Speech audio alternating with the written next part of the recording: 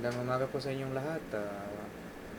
Sa ating mga bagong members, sa ating mga power leaders all over the world.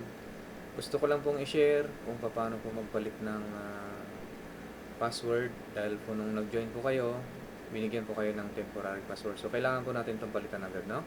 So, punta po tayo dito sa members. Just click member login at ilagay po natin yung napili po nating username,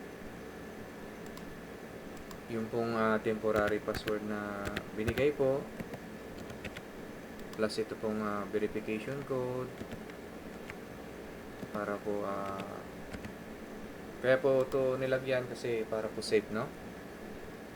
So once na nandito na po tayo sa ating member home, just click account and then profile.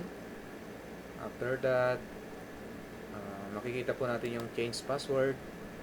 So, ilagay po natin dito yung temporary password kung ano po yung binigay nila, no?